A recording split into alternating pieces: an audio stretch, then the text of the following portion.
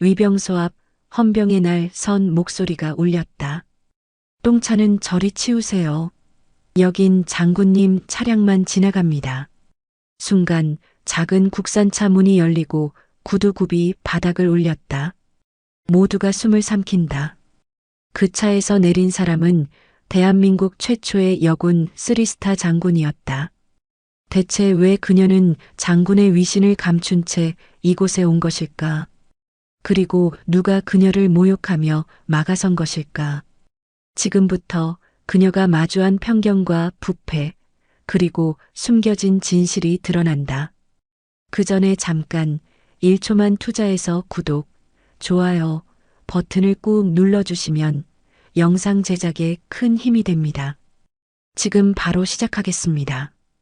대한민국 국방부 청사는 2025년 가을 아침부터 분주했습니다. 복도를 오가는 장교들의 발소리, 서류를 나르는 행정병들의 움직임, 그 모든 것이 하나의 거대한 톱니바퀴처럼 돌아가고 있었죠. 그 중심에 김서희 중장이 있었습니다. 육군 최초 여성 중장. 가슴에 달린 세 개의 별은 누구보다 무거운 책임의 상징이었습니다. 서희는 매일 아침 6시에 일어나 조깅을 했습니다. 철저한 자기관리는 선택이 아니라 생존의 방식이었죠. 땀을 흘리며 달리는 동안 서희는 스스로에게 되뇌었습니다. 내가 무너지면 안 된다고, 내가 버텨야 뒤따라오는 이들이 조금이라도 편하게 걸을 수 있다고요. 샤워를 마치고 정갈하게 제복을 입는 시간도 의식처럼 느껴졌습니다. 거울 속 자신을 보며 서희는 또 한 번 마음을 다잡았습니다. 사무실에 도착하면 서희는 늘 창가에 섰습니다. 커피 한 잔을 손에 들고 서울의 아침 풍경을 바라보는 짧은 순간이 하루 중 유일한 휴식이었죠. 창밖으로 보이는 건물들 사이로 아침 햇살이 스며들면 서희는 생각했습니다. 이 도시 어딘가에서 누군가는 나를 보며 희망을 품을지도 모른다고요. 그 생각이 서희를 다시 일으켜 세웠습니다. 하지만 현실은 늘 호락호락하지 않았습니다. 회의실 문을 열고 들어서는 순간부터 시작됐죠. 남성 장성들로 가득한 회의장에서 서희가 들어서면 공기가 미묘하게 변했습니다. 누군가는 시선을 피했고 누군가는 노골적으로 쳐다봤습니다. 그 시선들 속에는 의문이 담겨 있었죠. 여자가 3스타라니 정말 실력으로 올라온 걸까? 아니면 보여주기식 인사일까 하는 의심들이요. 서희는 그런 시선들을 모르는 척했습니다. 아니, 모르는 척할 수밖에 없었죠. 감정을 드러내는 순간 약점이 되니까요. 대신 서희는 완벽하게 준비했습니다. 회의 자료는 누구보다 꼼꼼했고 발언은 정확했습니다. 논리적으로 반박할 여지를 주지 않는 것이 서희의 무기였죠. 그렇게 하나하나 증명해야 했습니다. 내가 이 자리에 있을 자격이 있다는 것을요. 어느 날 회의가 끝나고 복도에서 한 장성과 마주쳤습니다. 서희보다 계급은 낮았지만 나이는 훨씬 많은 남성이었죠. 그는 웃으며 말했습니다. 중장님, 여자분이 고생이 많으시네요.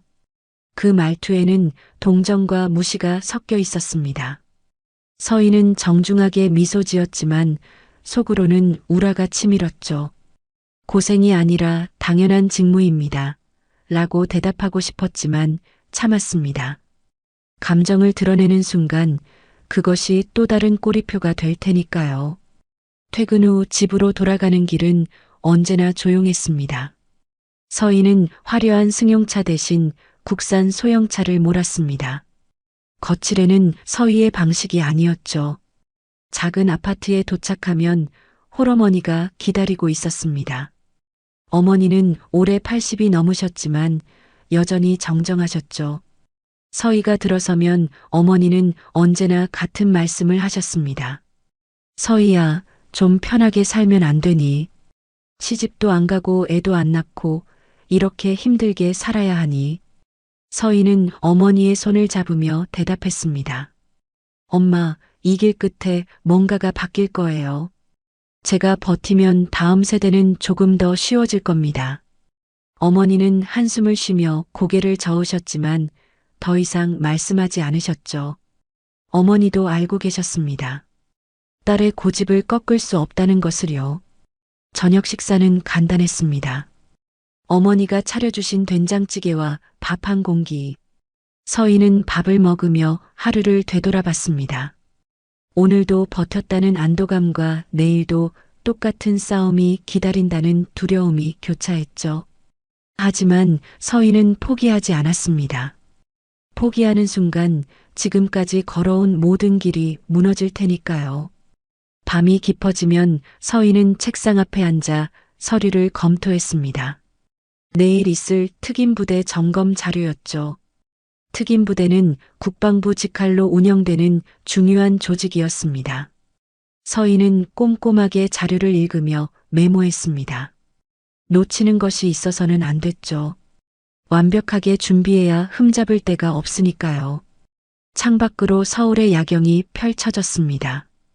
불빛들이 반짝이는 도시를 보며 서희는 생각했습니다. 저 불빛 하나하나가 누군가의 삶이겠죠. 그리고 그 삶을 지키는 것이 군인의 임무라고요. 서희는 자신이 군인이 된 이유를 떠올렸습니다. 21살 육군사관학교에 입학했을 때의 그 다짐을요. 나라를 지키고 싶다는 순수한 열망이 서희를 여기까지 이끌었습니다. 하지만 현실은 그 열망만으로는 버틸 수 없었습니다.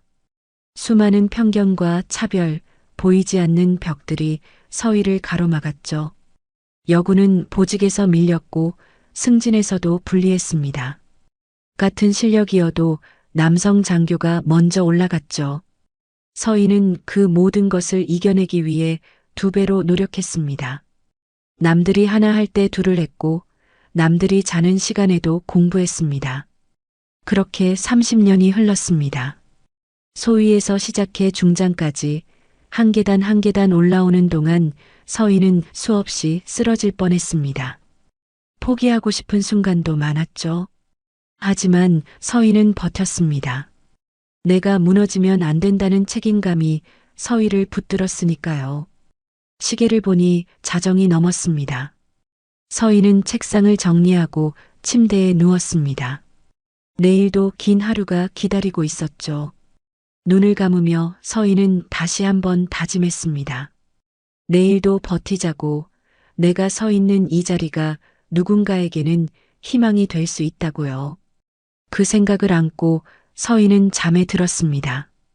평온해 보이는 밤이었지만 서희의 마음속에는 보이지 않는 전쟁이 계속되고 있었습니다. 아침 햇살이 차갑게 느껴지는 가을날이었습니다. 서희는 평소보다 일찍 집을 나섰습니다.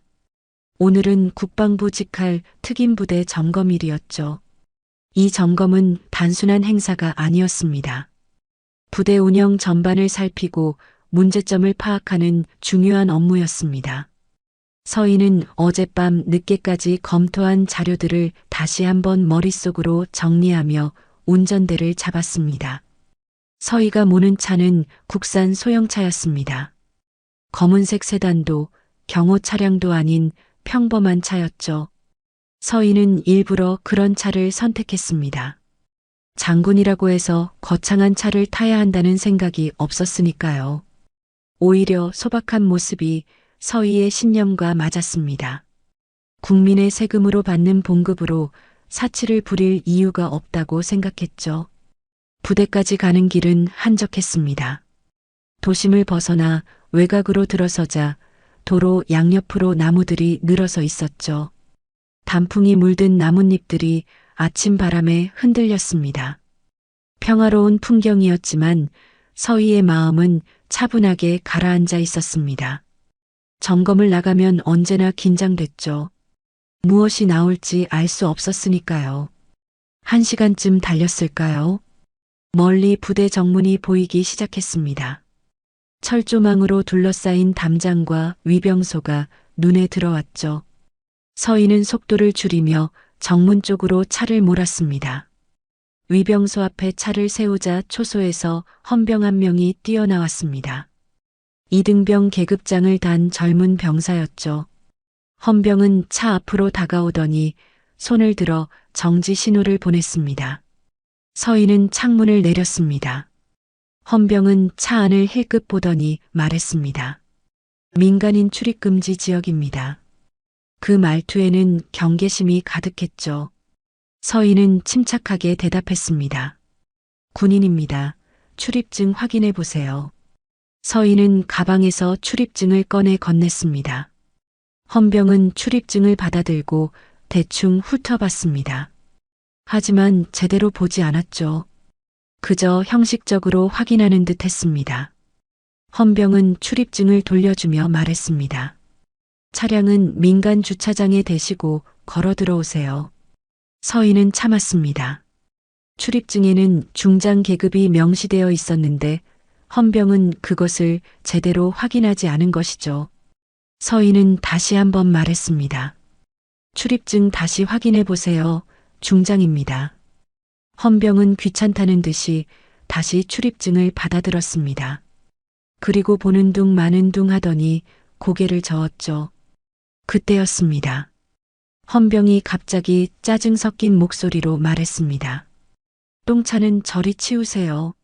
여기 장군님 오십니다. 그 말은 서희의 귀를 때렸습니다. 똥차라니. 서희는 순간 숨이 막혔죠. 가슴속에서 무언가가 뜨겁게 치솟았습니다. 분노였을까요? 아니면 서러움이었을까요? 아마 둘 다였을 겁니다. 서희는 아무 말도 하지 않았습니다. 그저 헌병을 바라봤죠. 헌병은 서희의 시선을 느끼지 못한 채 손을 휘저으며 말했습니다. 빨리 비키세요. 방해하지 말고요. 그 말을 듣는 순간 서희는 깨달았습니다. 이 젊은 병사는 진심으로 서희를 민간인이라고 생각하고 있다는 것을요. 아니, 설령 군인이라 해도 여성이라는 이유로 장군일 리 없다고 단정 짓고 있었던 겁니다. 서희는 천천히 숨을 들이쉬었습니다. 화를 내면 안 됐죠. 감정을 드러내는 순간 오히려 서희가 불리해질 테니까요. 서희는 조용히 말했습니다. 장군은 바로 저입니다. 그 목소리는 낮고 단호했습니다. 헌병은 멈칫했죠. 뭐라고요? 하며 어리둥절한 표정으로 서희를 쳐다봤습니다. 바로 그때였습니다. 뒤쪽에서 요란한 엔진 소리가 들려왔죠. 검은색 대형 세단 여러 대가 일렬로 다가오고 있었습니다. 경호 차량이었죠. 번쩍이는 차체와 위압적인 분위기가 헌병의 시선을 완전히 빼앗았습니다.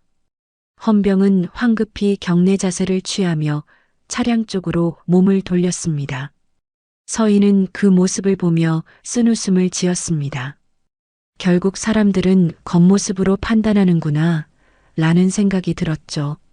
화려한 차를 타고 오면 장군이고 작은 차를 타고 오면 하찮은 사람이라고 여기는 겁니다. 서희는 차에서 내렸습니다. 제복 차림의 서희가 나타나자 헌병은 비로소 당황하기 시작했습니다. 제복 가슴에 달린 세 개의 별이 아침 햇살에 반짝였습니다. 헌병의 얼굴이 새하얗게 질렸죠. 말을 잇지 못하고 헌병은 얼어붙었습니다.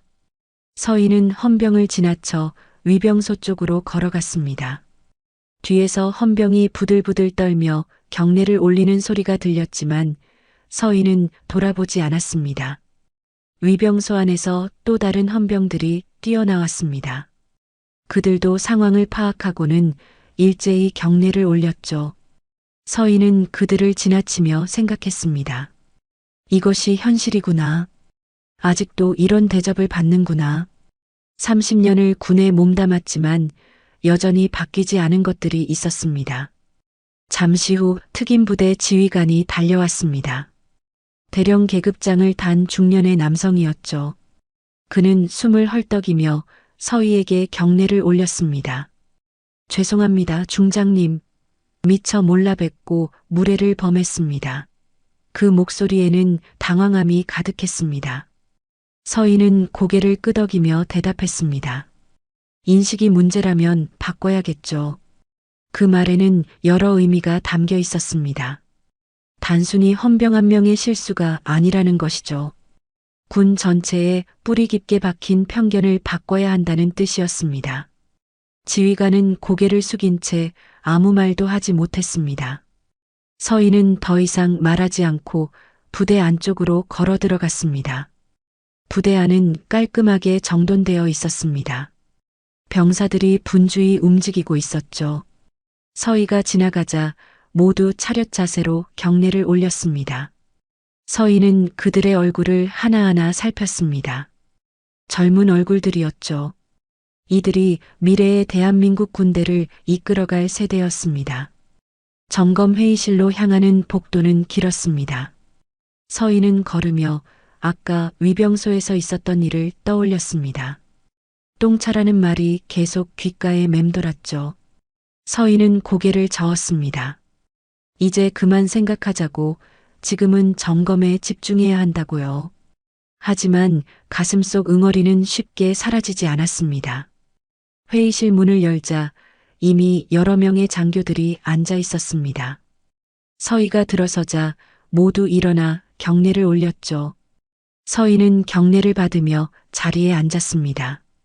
회의가 시작됐지만 분위기는 묘했습니다. 장교들은 서희를 힐끗힐끗 쳐다봤죠. 그 시선 속에는 의아함과 불편함이 섞여 있었습니다. 회의실 안은 냉랭했습니다. 에어컨 바람 때문만은 아니었죠. 서희가 자리에 앉자 장교들은 서류를 뒤적이며 시선을 피했습니다. 누군가는 물을 마시는 척했고 누군가는 핸드폰을 확인하는 척했습니다. 서희는 그 모든 것을 느꼈지만 내색하지 않았습니다. 대신 앞에 놓인 자료를 펼치며 차분하게 말했습니다. 시작하겠습니다. 특임부대장 장태준 준장이 일어나 브리핑을 시작했습니다. 50대 중반의 남성으로 체격이 건장하고 목소리가 우렁찼죠. 태준은 파워포인트를 넘기며 부대 운영 현황을 설명했습니다. 부대원 수, 훈련 실적, 장비 현황 등이 화면에 나타났습니다. 모든 것이 완벽해 보였죠. 숫자들은 깔끔했고 그래프는 상승 곡선을 그렸습니다. 하지만 서희는 뭔가 이상함을 느꼈습니다. 너무 완벽했죠. 현장에서 일하다 보면 항상 문제가 생기기 마련인데 이 보고서에는 단 하나의 문제점도 언급되지 않았습니다. 서희는 손을 들어 질문했습니다. 준장님, 최근 장비 정비 현황은 어떻습니까? 태준은 잠시 멈칫하더니 대답했습니다. 모두 정상입니다, 중장님. 서희는 고개를 끄덕였지만 의심은 가시지 않았습니다. 회의가 끝나고 서희는 부대 시설을 직접 둘러보겠다고 말했습니다. 태준의 표정이 미묘하게 변했죠. 잠깐의 당혹감이 스쳤지만 곧 웃음으로 감췄습니다. 물론입니다, 중장님. 안내해드리겠습니다. 부대를 돌아보는 동안 서희는 세심하게 관찰했습니다. 병사들의 표정, 장비의 상태, 시설의 청결도까지 놓치지 않았죠. 겉으로 보기에는 문제가 없었습니다. 하지만 서희의 눈에는 작은 것들이 보였습니다. 장비 일부가 낡았고 병사들의 군화가 해져 있었습니다. 미세한 것들이었지만 서희에게는 신호였죠. 식당을 지나칠 때였습니다. 병사 한 명이 식판을 들고 가다가 서희와 눈이 마주쳤죠. 병사는 황급히 고개를 숙였습니다. 서희는 그 병사의 표정에서 뭔가를 읽었습니다. 두려움이었죠. 단순히 장군을 마주친 긴장감이 아니라 다른 종류의 두려움이었습니다. 서희는 태준에게 물었습니다. 병사들 급식 상태는 어떻습니까? 태준은 자신 있게 대답했습니다. 최고 수준으로 관리하고 있습니다. 영양사도 따로 두고 있고요. 서희는 더 이상 묻지 않았습니다. 하지만 마음속으로 체크했죠. 나중에 확인해 봐야겠다고요. 부대 순찰을 마치고 서희는 다시 회의실로 돌아왔습니다. 이제 서류 검토 시간이었습니다. 서희는 부대 운영 서류들을 요청했습니다. 예산 집행 내역, 물품 구매 기록, 인사관리 문서 등이 책상 위에 쌓였죠. 서희는 하나하나 꼼꼼하게 살펴보기 시작했습니다. 태주는 옆에서 지켜보며 말했습니다. 필요하시면 설명해 드리겠습니다. 서희는 고개를 저었습니다. 괜찮습니다. 제가 직접 보겠습니다. 시간이 흐를수록 서희의 눈빛이 날카로워졌습니다. 이상한 점들이 하나둘씩 보이기 시작했죠. 물품 구매 내역에서 같은 품목이 중복으로 발주되어 있었습니다. 가격도 시중가보다 훨씬 높았죠. 서희는 해당 페이지를 펼치며 태준에게 물었습니다. 이 품목들은 왜 이렇게 비쌉니까? 태준은 서류를 들여다보더니 대답했습니다. 군납업체가 정해져 있어서 그렇습니다. 서희는 고개를 가로저었습니다. 군납업체라 해도 이 정도 가격 차이는 비정상입니다. 태준의 표정이 굳어졌죠. 서희는 멈추지 않고 계속 서류를 넘겼습니다. 그러자 더 큰 문제들이 드러나기 시작했습니다. 예산 집행 내역에서 수억 원대의 지출이 불명확했습니다. 용도가 애매하게 기재되어 있었죠. 장비 유지비라고만 적혀 있을 뿐 구체적인 내용이 없었습니다. 서희는 태준을 똑바로 쳐다봤습니다. 이 예산은 정확히 어디에 쓰였습니까?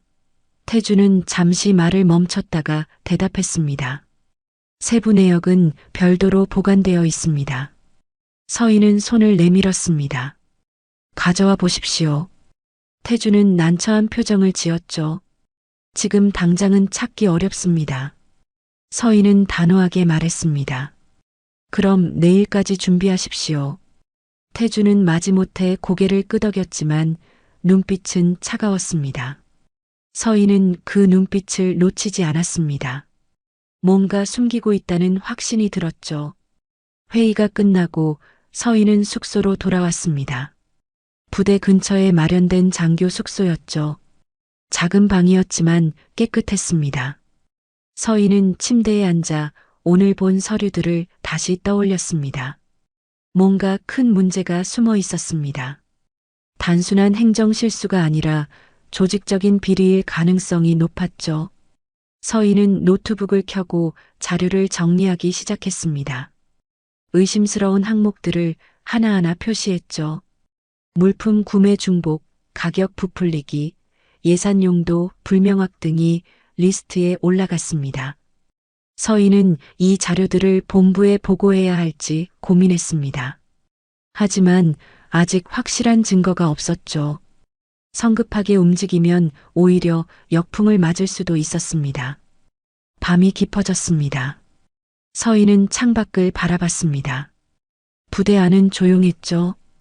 가로등 불빛 아래로 순찰 병사들이 지나갔습니다. 서희는 생각했습니다. 저 병사들은 알고 있을까? 자신들이 속한 부대에서 비리가 일어나고 있다는 것을요. 아마 모를 겁니다. 아니, 알아도 말하지 못할 겁니다. 다음 날 아침 서희는 다시 부대로 향했습니다. 태준이 약속한 세부 자료를 받기 위해서였죠. 회의실에 도착하자 태준이 기다리고 있었습니다. 그의 손에는 얇은 파일 하나가 들려 있었습니다. 서희는 파일을 받아들고 펼쳤습니다. 하지만 내용은 실망스러웠죠. 여전히 구체적이지 않았습니다. 서희는 태준에게 물었습니다. 이게 전부입니까? 태준은 고개를 끄덕였습니다. 네, 중장님. 더 이상의 자료는 없습니다. 서희는 파일을 덮으며 생각했습니다. 의도적으로 숨기고 있구나. 서희는 다른 방법을 찾아야 했습니다. 직접적으로 파고들면 막힐 것이 분명했죠. 서희는 부대 행정실로 가서 담당 부관을 불렀습니다. 젊은 대위였죠. 부관은 긴장한 얼굴로 서희 앞에 섰습니다. 서희는 부드럽게 물었습니다. 최근 물품 구매 과정에서 이상한 점은 없었습니까? 부관은 잠시 망설이더니 조심스럽게 대답했습니다. 저도 잘은 모르지만 가끔 이상한 느낌을 받을 때가 있습니다. 서인은 더 자세히 물었습니다. 어떤 점이 이상했습니까? 부관은 주위를 둘러보며 목소리를 낮췄습니다. 같은 물품을 여러 번 구매하는 경우가 있었습니다. 그리고 가격도 너무 비쌌고요. 하지만 준장님께서 승인하신 거라 저는 그냥 따랐습니다. 서인은 고개를 끄덕였습니다. 알겠습니다. 수고했습니다. 부관이 나간 뒤 서인은 생각에 잠겼습니다. 태준이 직접 관여하고 있다는 확신이 들었죠. 하지만 증거가 필요했습니다. 서인은 본부에 연락해 감사팀 지원을 요청했습니다. 이 문제는 혼자서 해결할 수 없었죠. 조직적인 조사가 필요했습니다. 하지만 그날 오후 뜻밖의 일이 벌어졌습니다. 태준이 서희를 찾아왔죠. 그의 표정은 여유로웠습니다. 태준은 웃으며 말했습니다. 중장님, 차 한잔 하시죠. 서희는 고개를 끄덕이고 태준을 따라 부대 내 작은 카페로 갔습니다. 둘만 남자. 태준이 입을 열었습니다. 카페 안은 한산했습니다. 오후 시간이라 병사들은 모두 훈련장에 나가 있었죠. 태준은 커피를 주문하고 서희 맞은편에 앉았습니다. 그는 여전히 여유로운 미소를 띠고 있었습니다. 서희는 그 미소가 불편했죠. 무언가를 숨기고 있는 사람의 표정이었으니까요. 태준이 먼저 말을 꺼냈습니다. 중장님, 이 부대에서 오래 근무하셨습니까? 서희는 고개를 저었습니다. 처음입니다. 태준은 고개를 끄덕이며 말을 이었습니다. 그럼 이곳 사정을 잘 모르시겠네요. 여기는 특별한 곳입니다. 일반 부대와는 다르죠. 서희는 커피를 한 모금 마시며 대답했습니다. 어떻게 다릅니까? 태준은 창밖을 바라보며 말했습니다. 이곳은 국방부 직할이지만 실질적으로는 독립적으로 운영됩니다. 본부에서 일일이 간섭하지 않죠. 그래서 효율적으로 움직일 수 있습니다. 그 말 속에는 다른 의미가 숨어 있었습니다. 서희는 태준을 똑바로 쳐다봤습니다. 독립적이라는 것이 감독 없이 운영된다는 뜻입니까? 태준은 잠시 멈칫했지만 곧 웃음을 지었습니다. 그런 뜻은 아닙니다. 다만 현장에서는 유연하게 대처해야 할 때가 많다는 겁니다. 서희는 고개를 가로저었습니다. 유연함과 규정 위반은 다릅니다. 태준의 표정이 조금씩 굳어졌습니다. 그는 커피잔을 내려놓으며 목소리를 낮췄습니다. 중장님, 솔직히 말씀드리겠습니다. 이 부대는 오랫동안 이런 식으로 운영되어 왔습니다. 관례입니다. 누구도 문제 삼지 않았죠. 그 말을 듣는 순간 서희는 확신했습니다. 태준이 비리를 인정하고 있다는 것을요. 서희는 조용히 말했습니다. 관례라는 이름으로 군을 좀먹는 겁니다. 태준의 눈빛이 차갑게 변했죠. 그는 몸을 앞으로 기울이며 말했습니다. 중장님, 현실을 아셔야 합니다. 군대는 이상으로만 돌아가지 않습니다. 때로는 타협이 필요하죠. 서희는 단호하게 대답했습니다. 타협이 아니라 부정입니다. 태준은 한숨을 쉬며 뒤로 기대었습니다. 그는 서희를 한참 바라보다가 입을 열었습니다. 중장님, 굳이 이렇게까지 하실 필요가 있습니까? 그냥 눈 감으시죠.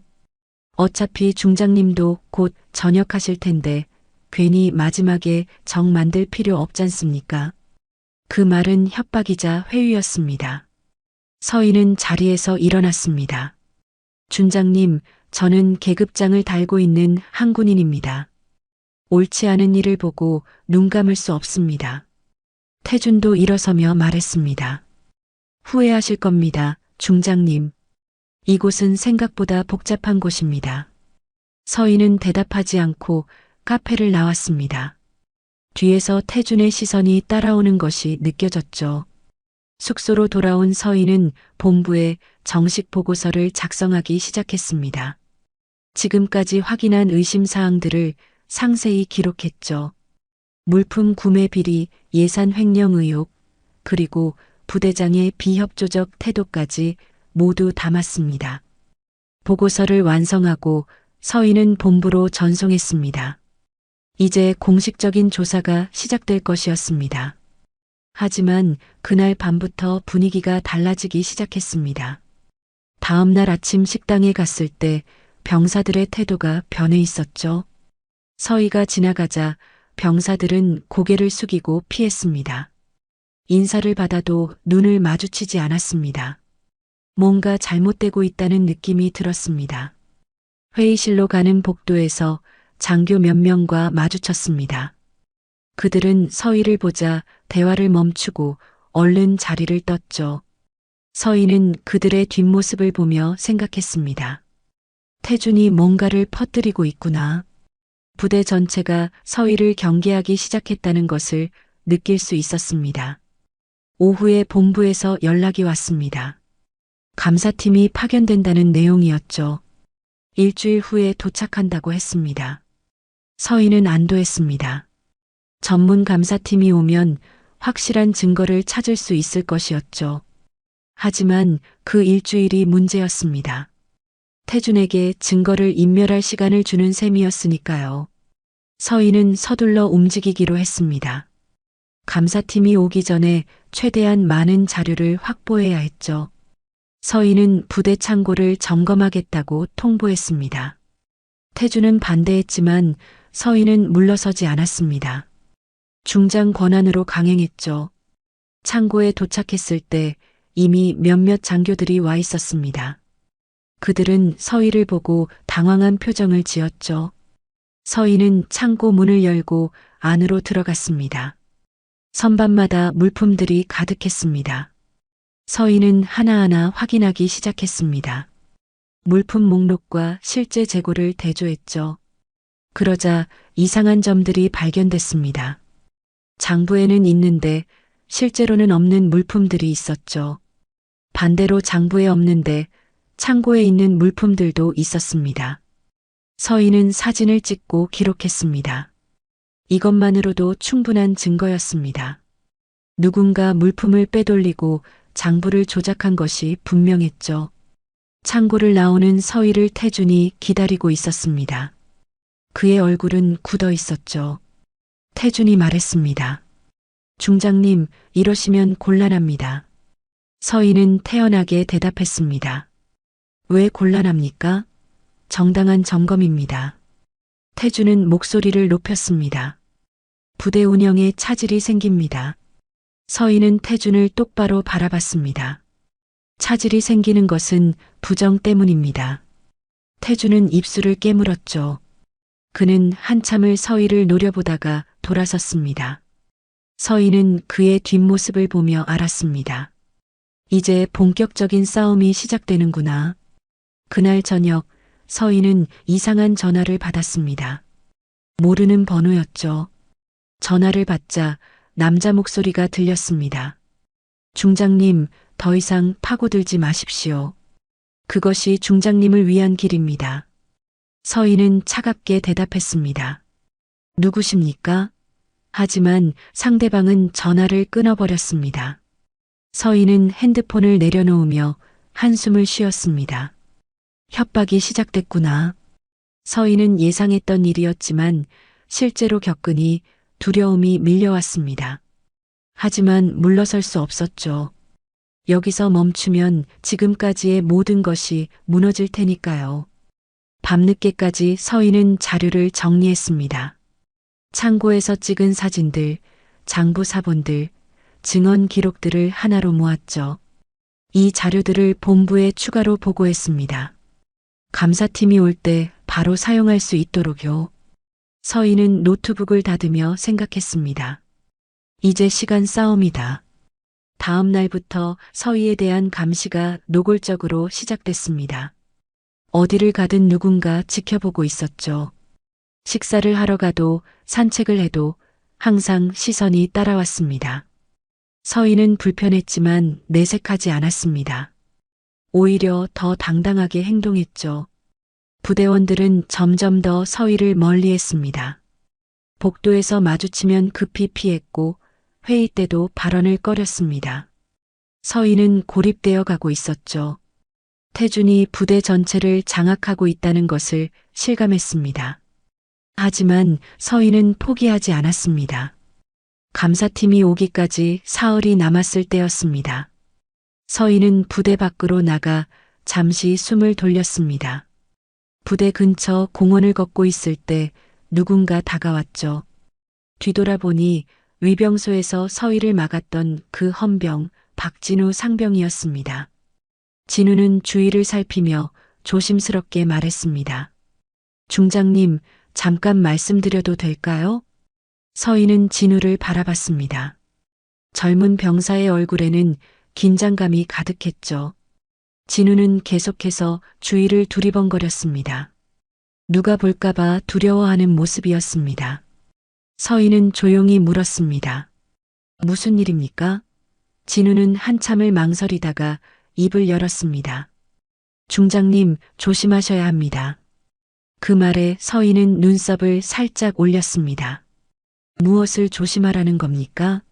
진우는 목소리를 더욱 낮췄습니다. 부대 안에서 중장님에 대한 이상한 소문이 돌고 있습니다. 서희는 이미 예상했던 일이었지만 직접 듣는 것은 달랐습니다. 어떤 소문입니까? 진우는 말하기 힘들다는 표정을 지었죠. 진우는 한숨을 쉬며 말했습니다. 중장님이 부대원들을 괴롭힌다는 소문입니다. 특히 여성스럽지 못하게 군다는 둥, 권력으로 사람들을 짓누른다는 둥, 그런 이야기들이 퍼지고 있습니다. 서희는 가슴이 철렁 내려앉는 것을 느꼈습니다. 태준이 본격적으로 움직이기 시작한 것이었죠. 서희는 침착하게 물었습니다. 누가 그런 소문을 퍼뜨립니까? 진우는 고개를 저었습니다. 정확히는 모르겠습니다.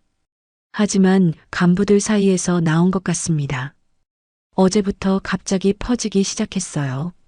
서희는 고개를 끄덕였습니다. 알겠습니다.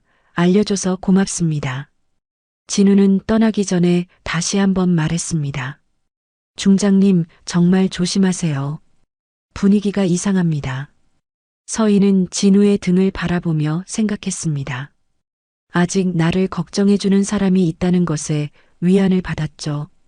하지만 동시에 상황이 심각해지고 있다는 것도 알았습니다. 숙소로 돌아온 서희는 본부에 연락했습니다. 상황을 보고하고 감사팀을 앞당겨 보낼 수 있는지 문의했죠. 하지만 본부의 대답은 냉정했습니다. 일정 변경은 어렵다는 것이었습니다. 서희는 전화를 끊고 창밖을 바라봤습니다. 사흘을 더 버텨야 했습니다.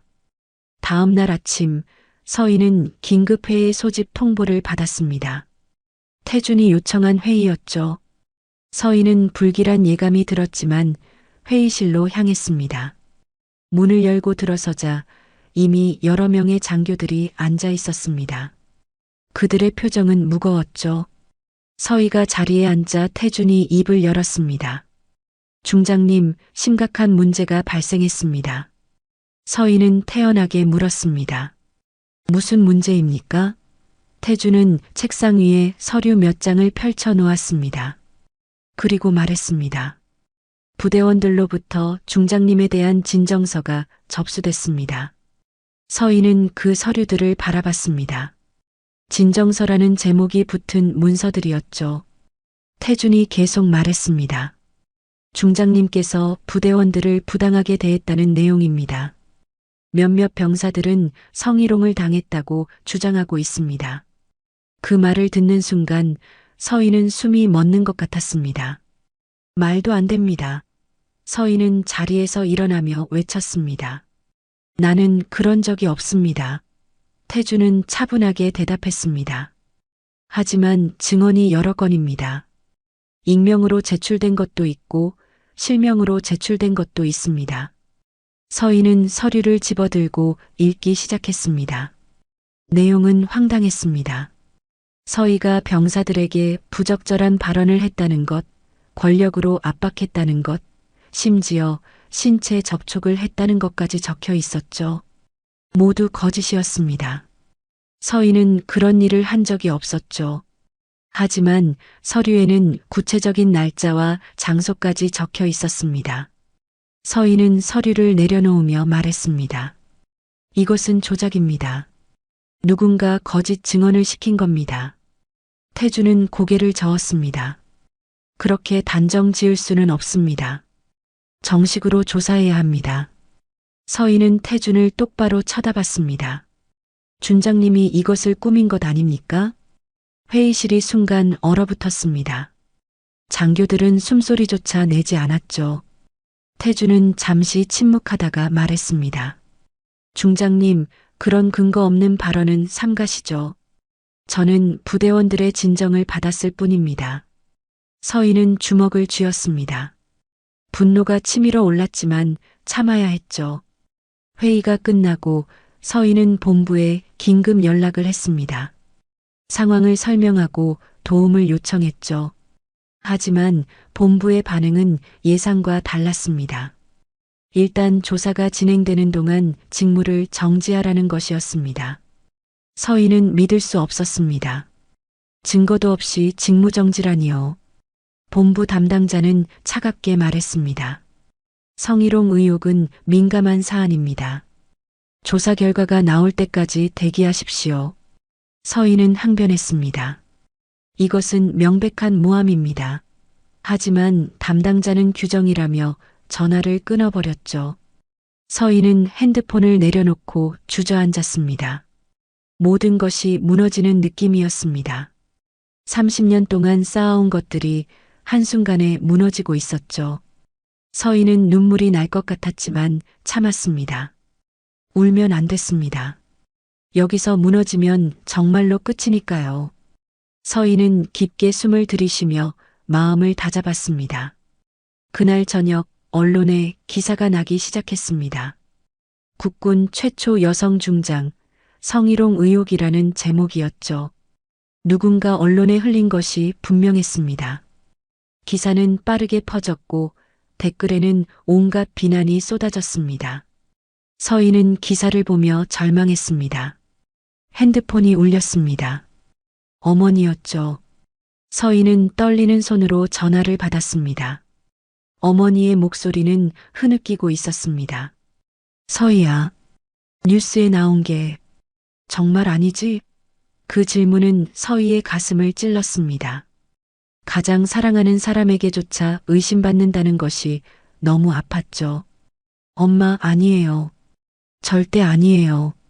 서희는 간신히 대답했습니다. 어머니는 계속 울었습니다. 어쩌면 좋니? 우리 딸이. 서희는 눈물을 참으며 말했습니다. 엄마, 걱정하지 마세요. 곧 해결될 거예요. 하지만 서희 자신도 확신할 수 없었습니다. 전화를 끊고 서희는 침대에 앉았습니다. 온몸에 힘이 빠졌죠. 이렇게 무너지는구나. 서희는 생각했습니다. 싸우려고 했던 것이 오히려 나를 무너뜨렸구나. 서희는 천장을 바라보며 지난 30년을 떠올렸습니다. 육군사관학교에 입학했던 날, 처음 소위 계급장을 달았던 날, 중령이 되었을 때의 기쁨, 대령 진급 소식을 들었을 때의 감격, 그리고 중장이 되었을 때의 벅찬 순간들. 모든 것이 주마등처럼 스쳐 지나갔습니다. 그 모든 순간들이 이렇게 허무하게 끝나는 걸까요? 밤은 깊어갔지만 서희는 잠들 수 없었습니다. 창밖에서는 비가 내리기 시작했죠. 빗소리가 창문을 두드렸습니다. 서희는 비를 바라보며 생각했습니다. 나는 무엇을 위해 싸워왔을까? 정의를 위해서였을까? 아니면 내 자존심을 위해서였을까? 서희는 고개를 저었습니다. 아니다. 나는 옳은 일을 했다. 비리를 밝히려고 한 것이 잘못은 아니다. 서희는 스스로를 다독였죠. 하지만 현실은 냉혹했습니다. 옳은 일을 했어도 이렇게 무너질 수 있다는 것을요. 새벽이 되어서야 서희는 잠깐 눈을 붙였습니다. 하지만 악몽에 시달렸죠. 법정에 서 있는 꿈이었습니다. 사람들이 서희를 가리키며 비난했습니다. 서희는 악몽에서 깨어나 땀을 흘리고 있었습니다. 시계를 보니 새벽 5시였습니다. 서희는 일어나 세수를 했습니다. 거울 속 자신의 얼굴은 초췌했죠. 눈 밑에 다크서클이 생겼고 얼굴은 핏기가 없었습니다. 서희는 거울 속 자신에게 물었습니다. 나는 무너지는 걸까? 아니면 다시 일어설 수 있을까? 아침 햇살이 창문으로 들어왔지만 서희에게는 아무 의미가 없었습니다. 직무정지 상태였기에 부대로 나갈 필요도 없었죠. 서희는 숙소에 혼자 남겨졌습니다.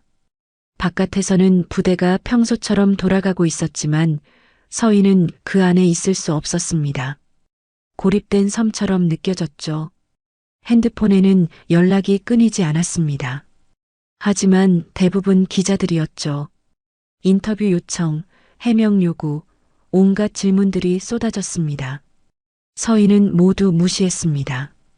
지금 무슨 말을 해도 곡해될 것이 뻔했으니까요.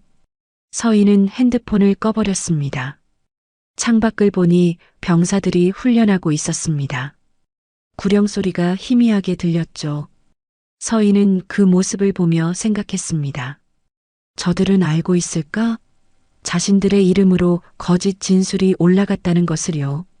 아니면 정말로 누군가는 진심으로 그렇게 믿고 있을까요? 점심시간이 되었지만 서희는 식사를 하러 나가지 않았습니다. 식당에 가면 사람들의 시선을 받아야 했죠. 서희는 그것을 견딜 자신이 없었습니다. 대신 숙소에 비치된 컵라면으로 끼니를 때웠습니다. 뜨거운 물을 부으며 서희는 한숨을 쉬었습니다. 오후가 되자 누군가 문을 두드렸습니다. 서희는 놀라서 문 쪽을 바라봤죠. 누가 나를 찾아올까? 서희는 조심스럽게 문을 열었습니다. 밖에는 박진우 상병이 서 있었습니다. 진우는 주위를 살피며 말했습니다. 중장님, 들어가도 될까요? 서희는 고개를 끄덕이고 진우를 안으로 들였습니다. 진우는 긴장한 얼굴이었죠. 서희는 물었습니다. 무슨 일입니까? 진우는 한참을 망설이다가 가방에서 서류 봉투를 꺼냈습니다. 그리고 조심스럽게 서희에게 건넸습니다. 이걸 드려야 할 것 같아서요. 서희는 봉투를 받아들고 물었습니다. 이게 뭡니까?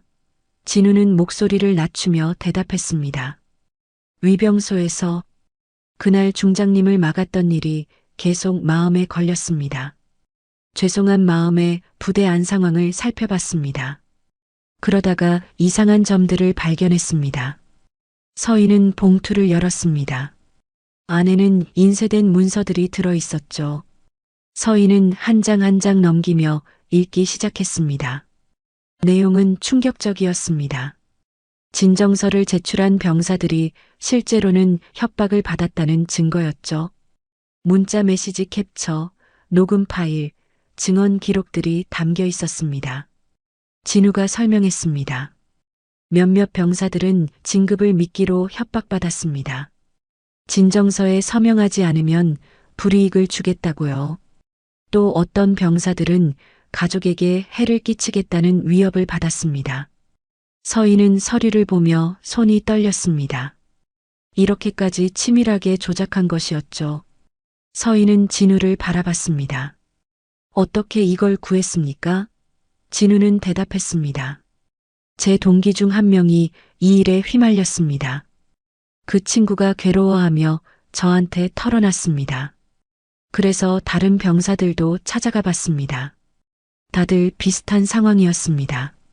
서희는 진우에게 물었습니다. 왜 이걸 나한테 줍니까? 위험하지 않습니까? 진우는 고개를 저었습니다. 그날 중장님께서 하신 말씀이 계속 생각났습니다. 장군은 바로 나라고 하셨을 때 부끄러웠습니다. 저는 겉모습만 보고 판단했습니다. 진우는 계속 말했습니다. 군인이라면 옳은 일을 해야 한다고 배웠습니다. 지금 부대에서 일어나는 일은 옳지 않습니다. 그래서 용기를 내기로 했습니다. 서인은 진우의 손을 잡았습니다. 고맙습니다. 당신의 용기가 군을 살립니다. 진우는 떠나기 전에 말했습니다. 중장님, 포기하지 마십시오. 아직 중장님을 믿는 사람들이 있습니다. 서인은 고개를 끄덕였습니다. 진우가 나간 뒤 서인은 서류를 다시 펼쳐놓고 하나하나 검토했습니다. 이것은 결정적인 증거였습니다. 서인은 바로 본부에 연락을 시도했습니다. 하지만 핸드폰을 꺼뒀던 탓에 배터리가 방전되어 있었죠. 서인은 급히 충전기를 꽂았습니다. 핸드폰이 켜지길 기다리는 시간이 너무 길게 느껴졌습니다. 마침내 핸드폰이 켜지고 서인은 본부로 전화를 걸었습니다. 담당자에게 상황을 설명했습니다. 새로운 증거를 확보했다고 진정서가 조작되었다는 증거라고요. 담당자는 놀란 목소리로 물었습니다. 확실한 겁니까? 서인은 단호하게 대답했습니다. 확실합니다. 당장 감사팀을 보내주십시오. 본부는 긴급 회의를 소집했고 감사팀 파견을 당장 내일로 앞당기기로 결정했습니다. 서인은 안도의 한숨을 쉬었죠. 드디어 진실을 밝힐 기회가 온 것이었습니다. 서인은 진우가 준 서류를 안전하게 보관했습니다. 그날 밤 서인은 오랜만에 깊은 잠에 들었습니다. 악몽도 없었죠. 아침에 눈을 떴을 때 서인은 새로운 힘이 솟는 것을 느꼈습니다. 거울을 보니 얼굴에 생기가 돌았습니다. 서인은 스스로에게 말했습니다. 나는 무너지지 않았다. 다시 일어섰다. 감사팀이 도착하는 것은 오전 10시였습니다.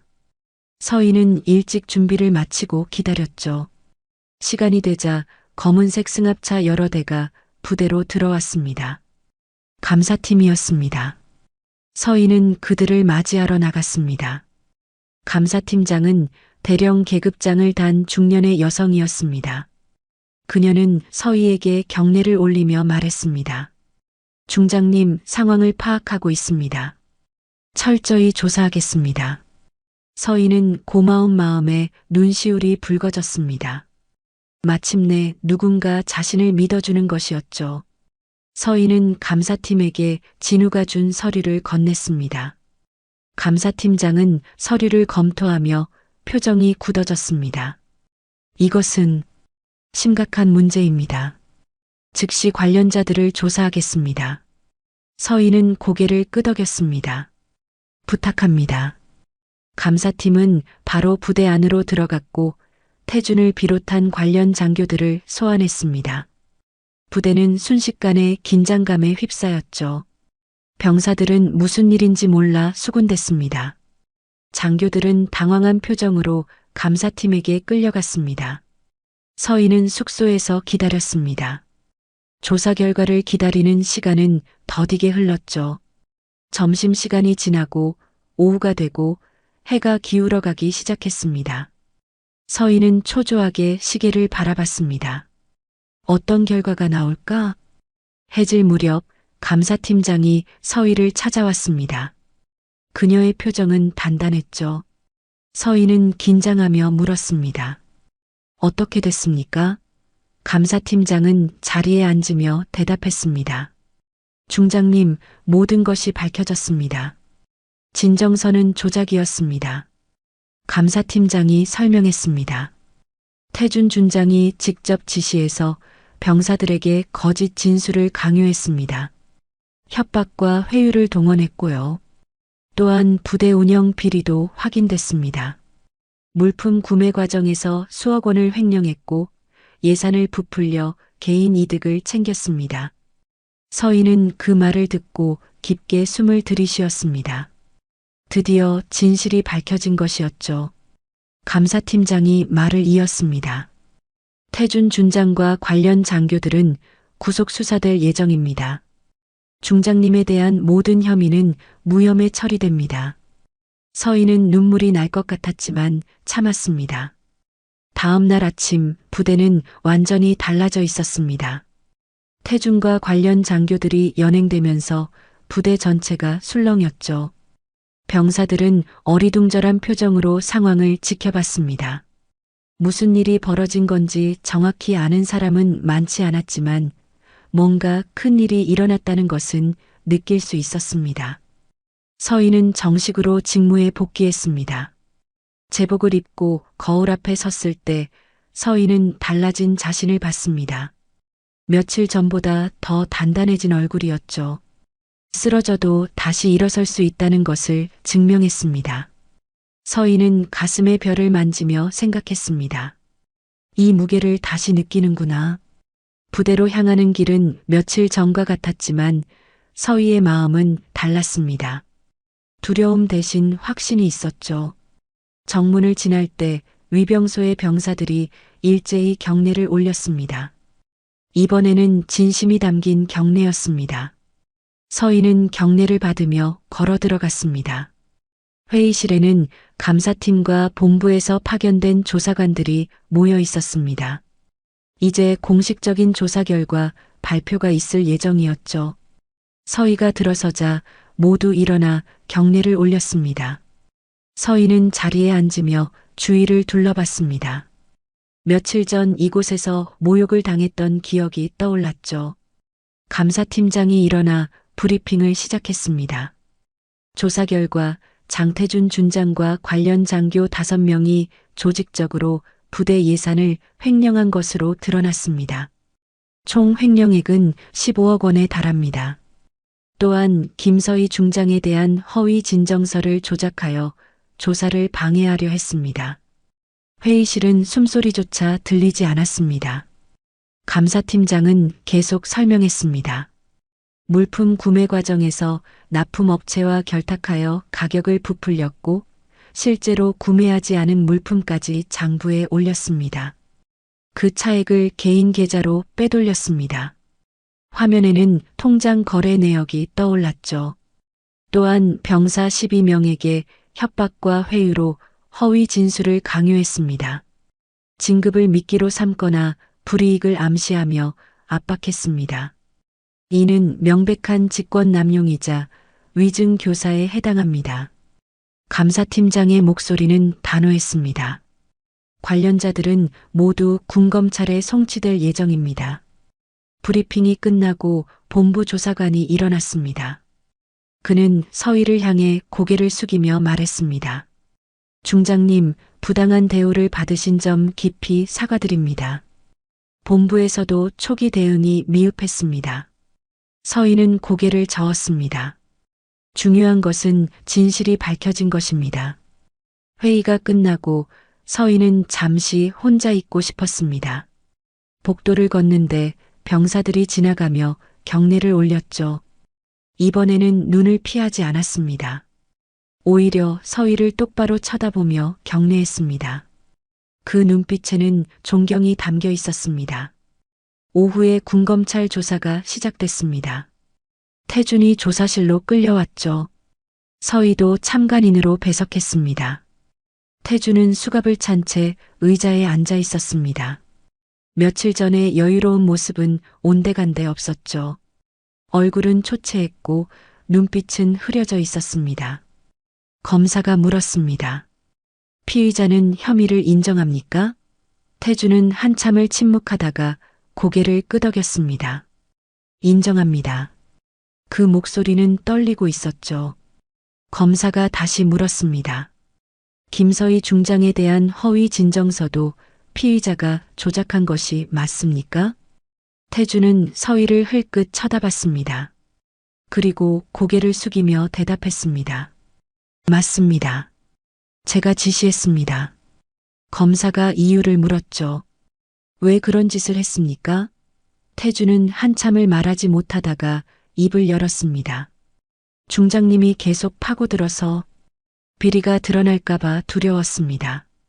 검사가 계속 질문했습니다. 그래서 거짓 혐의를 씌워 중장을 제거하려 했다는 겁니까? 태준은 고개를 끄덕였습니다. 네. 잘못했습니다. 서희는 그 모습을 보며 복잡한 감정이 들었습니다. 분노도 있었지만 동시에 안타까움도 느껴졌죠. 한때는 같은 군인이었을 텐데 어쩌다 이 지경까지 왔을까요? 조사가 끝나고 태준이 끌려가기 전 그는 서희에게 말했습니다. 중장님, 죄송합니다. 서희는 태준을 바라보며 말했습니다. 준장님도 한때는 나라를 지키겠다는 마음으로 군인이 되셨을 겁니다. 어디서부터 잘못된 걸까요? 태준은 대답하지 못하고 고개를 숙였습니다. 서희는 계속 말했습니다. 여자라서가 아니라 준장님이 잘못했기 때문입니다. 그것을 잊지 마십시오. 태준은 눈물을 흘리며 끌려갔습니다. 서희는 그 뒷모습을 보며 깊은 한숨을 쉬었습니다. 이것이 정의일까요? 서희는 확신할 수 없었지만 적어도 옳은 일을 했다는 것은 알고 있었습니다. 저녁 무렵 본부에서 연락이 왔습니다. 서희를 위한 공식 사과와 함께 특별한 소식이 전해졌죠. 서희가 국군 최초 여성 대장 진급 후보로 거론되고 있다는 것이었습니다. 서희는 그 말을 듣고 잠시 말을 잃었습니다. 대장이라니 육해공군을 통틀어 최고위 계급이었죠. 하지만 서희는 조심스러웠습니다. 이것이 보여주기식 보상은 아닐까? 서희는 본부 담당자에게 물었습니다. 이것은 동정 때문입니까? 담당자는 단호하게 대답했습니다. 아닙니다, 중장님. 중장님의 능력과 헌신을 인정받은 것입니다. 이번 사건은 오히려 중장님의 소신을 증명했습니다. 서희는 전화를 끊고 창밖을 바라봤습니다. 해가 지고 있었죠. 붉은 노을이 하늘을 물들였습니다. 서희는 생각했습니다. 대장이 된다고 해서 모든 것이 바뀌는 건 아니겠지. 여전히 편견은 남아있을 테고 싸움은 계속될 것이다. 하지만 그래도 한 걸음 나아가는 거겠지. 그날 밤 서희는 어머니에게 전화를 걸었습니다. 어머니는 뉴스를 보셨는지 울먹이는 목소리였습니다. 서희야, 다 풀렸다며? 서희는 웃으며 대답했습니다. 네, 엄마. 다 해결됐어요. 어머니는 한참을 우셨습니다. 고생했다, 우리 딸. 서희는 어머니와 통화를 마치고 침대에 누웠습니다. 천장을 바라보며 지난 며칠을 되돌아봤습니다. 절망의 끝에서 희망을 발견했고 무너졌다가 다시 일어섰습니다. 그 과정에서 서희는 배웠습니다. 진정한 힘은 쓰러지지 않는 것이 아니라 쓰러져도 다시 일어서는 것이라는 걸요. 석 달이 흘렀습니다. 가을이 깊어지고 겨울이 다가오고 있었죠. 국방부 청사는 여전히 분주했지만 어딘가 달라진 공기가 느껴졌습니다. 복도를 지나는 여군 장교들의 발걸음이 조금 더 당당해 보였고 회의실에서 여성 목소리가 더 자주 들렸습니다. 작은 변화였지만 분명한 변화였습니다. 서희는 공식적으로 대장 진급 발표를 앞두고 있었습니다. 오늘이 바로 그날이었죠. 국방부 대회의실에는 많은 사람들이 모여 있었습니다. 언론사 카메라들이 즐비했고 군 관계자들이 자리를 채웠습니다. 서희는 단상 옆에 서서 숨을 고르고 있었습니다. 국방부 장관이 단상에 올라 마이크 앞에 섰습니다. 오늘 우리는 역사적인 순간을 맞이했습니다. 대한민국 국군 최초로 여성 대장이 탄생합니다. 김서희 중장을 대장으로 진급 임명합니다. 박수 소리가 터져 나왔습니다. 서희는 단상으로 걸어 올라갔습니다. 장관이 서희의 어깨에 대장 계급장을 달아주었습니다. 4개의 별이 햇살에 반짝였죠. 서희는 그 무게를 느꼈습니다. 중장보다 더 무거운 책임이었습니다. 하지만 서희는 그 무게를 기꺼이 받아들였습니다. 이것은 서희 개인의 영광이 아니라 뒤를 따라올 모든 이들을 위한 것이니까요. 서희가 소감을 밝히기 위해 마이크 앞에 섰습니다. 잠시 침묵이 흘렀죠. 서희는 객석을 천천히 둘러봤습니다. 그곳에는 어머니가 앉아 계셨습니다. 눈물을 닦으며 딸을 바라보고 계셨죠. 서희는 어머니를 향해 미소 지었습니다. 서희가 입을 열었습니다. 오늘 이 자리에 서기까지 많은 분들의 도움이 있었습니다. 특히 진실을 밝히는데 용기를 낸 한 병사에게 감사드립니다. 그 용기가 없었다면 저는 여기 서 있지 못했을 겁니다. 객석 한쪽에 앉아있던 박진우 상병이 고개를 숙였습니다. 서희는 말을 이었습니다. 30년 전 육군사관학교에 입학했을 때 저는 꿈을 꿨습니다. 나라를 지키는 군인이 되겠다는 꿈이었죠. 하지만 그 길은 쉽지 않았습니다. 여자라는 이유로 수없이 벽에 부딪혔고 때로는 좌절했습니다. 회의실이 조용해졌습니다. 하지만 저는 포기하지 않았습니다. 왜냐하면 제가 버티면 다음 세대는 조금 더 쉬워질 거라 믿었기 때문입니다. 오늘 이 자리가 그 증거입니다. 이제 우리 군대는 성별이 아니라 능력으로 평가받는 곳이 되어가고 있습니다. 박수가 터져 나왔습니다. 서희는 목소리를 높이며 말했습니다. 하지만 아직 갈 길이 멉니다. 여전히 편견은 남아있고 바꿔야 할 것들이 많습니다. 저는 이 자리에 안주하지 않겠습니다. 더 나은 군대를 만들기 위해 계속 노력하겠습니다. 그것이 이 계급장을 달게 해준 모든 분들께 보답하는 길입니다. 행사가 끝나고 서희는 복도에서 많은 사람들의 축하를 받았습니다. 그 중에는 젊은 여군 장교들도 있었죠. 한소희가 다가와 말했습니다. 대장님, 저도 언젠가 대장님처럼 되고 싶습니다. 서희는 그 소희의 손을 잡으며 말했습니다. 당신은 이미 길 위에 있습니다. 포기하지만 않으면 됩니다. 오후에 서희는 특임 부대를 다시 방문했습니다. 새로운 부대장이 부임한 뒤 부대는 많이 변해 있었죠. 투명하게 운영되고 있었고 병사들의 표정도 밝아졌습니다. 서희는 부대를 돌아보며 뿌듯함을 느꼈습니다. 싸움이 헛되지 않았다는 증거였죠. 위병소에 들렀을 때 박진우 상병이 근무를 서고 있었습니다. 진우는 서희를 보자 깜짝 놀라며 경례를 올렸습니다. 대장님, 서희는 웃으며 경례를 받았습니다. 진우는 여전히 긴장한 표이었죠. 서희가 물었습니다. 요즘은 어떻습니까? 진우는 대답했습니다. 부대가 많이 좋아졌습니다. 모두들 편하게 근무하고 있습니다. 서희는 고개를 끄덕였습니다. 당신 덕분입니다.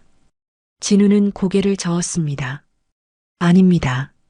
대장님께서 용기를 주셨습니다. 그래서 저도 용기를 낼 수 있었습니다. 서희는 진우에게 말했습니다. 앞으로는 사람을 먼저 보세요. 겉모습이 아니라 그 사람의 본질을 보는 겁니다. 진우는 고개를 끄덕이며 대답했습니다. 명심하겠습니다. 서희는 진우의 어깨를 가볍게 두드리고 부대 안으로 걸어 들어갔습니다. 부대 운동장을 지나는데 병사들이 훈련하고 있었습니다. 구령 소리가 우렁차게 울렸죠. 서희는 걸음을 멈추고 그 모습을 지켜봤습니다. 젊은 얼굴들이 땀을 흘리며 훈련에 임하고 있었습니다. 저들이 미래의 대한민국을 지킬 것이었죠. 서희는 하늘을 올려다봤습니다. 구름 한 점 없는 맑은 하늘이었습니다. 서희는 생각했습니다. 편견과 싸운 시간들, 절망 속에서도 포기하지 않았던 순간들, 쓰러졌다가 다시 일어섰던 그 모든 날들이 이제 누군가의 길이 되겠지. 서희는 미소를 지었습니다. 바람이 불어왔습니다. 서희의 제복이 바람에 흔들렸죠. 가슴에 4개 별이 햇살에 반짝였습니다. 서희는 다시 걸음을 옮겼습니다. 앞으로 갈 길이 아직 많이 남아 있었으니까요. 하지만 서희는 두렵지 않았습니다. 이미 증명했으니까요. 쓰러져도 다시 일어설 수 있다는 것을요. 부대 스피커에서 군가가 흘러나왔습니다. 조국을 지키는 노래였죠. 서희는 그 선율을 들으며 걸었습니다. 복도를 지나는 병사들이 경례를 올렸고 서희는 그 경례를 받으며 답례했습니다. 더 이상 의심의 눈빛은 없었습니다. 대신 존경과 신뢰가 담겨 있었죠. 저녁 무렵 서희는 국방부로 돌아왔습니다. 자신의 사무실로 향하는 복도는 익숙했지만 오늘은 뭔가 달랐습니다. 문패가 바뀌어 있었죠. 김서희 대장이라고 쓰여 있었습니다. 서희는 그 문패를 한참 바라봤습니다. 사무실로 들어가 창가에 섰습니다. 서울의 야경이 펼쳐져 있었죠. 불빛들이 반짝이는 도시를 보며 서희는 생각했습니다. 30년 전 21살의 나는 이 순간을 상상이나 했을까? 아마 꿈도 꾸지 못했을 겁니다. 하지만 여기까지 왔습니다. 서희는 어머니에게 전화를 걸었습니다. 어머니는 여전히 감격에 겨운 목소리였죠. 서희야, 오늘 정말 자랑스러웠다. 서희는 웃으며 대답했습니다. 엄마 덕분이에요. 엄마가 포기하지 말라고 하셨잖아요. 어머니는 말씀하셨습니다. 넌 항상 강한 아이였어. 전화를 끊고 서희는 다시 창밖을 바라봤습니다. 이제 새로운 시작이었습니다. 대장으로서의 길은 지금까지와는 또 다를 것이었죠. 더 큰 책임이 있고 더 많은 시선이 따를 것입니다. 하지만 서희는 준비되어 있었습니다. 이미 가장 어려운 싸움을 이겨냈으니까요. 대한민국 군대의 새로운 시대가 시작되고 있었습니다. 성별이 아니라 능력으로 평가받는 군대, 정의가 살아있는 군대, 투명하고 공정한 군대. 서희는 그 변화의 한복판에 서 있었습니다. 그리고 그 변화를 이끌어갈 준비가 되어 있었습니다. 서희는 책상 앞에 앉아 내일 일정을 확인했습니다. 회의가 있었고, 점검이 있었고, 보고가 있었습니다. 여전히 바쁜 하루가 기다리고 있었죠. 하지만 서희는 기꺼이 그 하루를 맞이할 준비가 되어 있었습니다. 왜냐하면 이것이 서희가 선택한 길이었고 서희가 사랑하는 일이었으니까요. 밤이 깊어갔습니다. 서희는 사무실 불을 끄고 나왔습니다. 복도는 조용했죠. 서희의 발소리만 울렸습니다. 엘리베이터를 타고 내려가며 서희는 오늘 하루를 되돌아봤습니다. 기쁨과 감사와 다짐이 뒤섞인 하루였습니다. 주차장에 도착해 차에 탔습니다. 여전히 낡은 국산 소형차였죠. 서희는 거칠애에 관심이 없었습니다. 중요한 것은 본질이니까요. 시동을 걸고 서희는 집으로 향했습니다. 거리는 한산했고 가로등 불빛이 길을 밝히고 있었습니다. 집에 도착했을 때 어머니는 이미 주무시고 계셨습니다. 서희는 조용히 방으로 들어가 제복을 벗었습니다. 거울에 비친 자신을 보며 서희는 미소 지었습니다. 오늘도 버텼다. 내일도 버틸 것이다. 그렇게 하루하루 쌓아가는 것이 바로 변화를 만드는 길이니까. 서희는 침대에 누워 눈을 감았습니다. 마음은 평온했습니다. 앞으로 어떤 일이 기다리고 있을지 몰랐지만 서희는 두렵지 않았습니다. 이미 가장 어두운 밤을 지나왔고 새벽이 왔다는 것을 알았으니까요. 대한민국 군대의 새로운 아침이 밝아오고 있었습니다.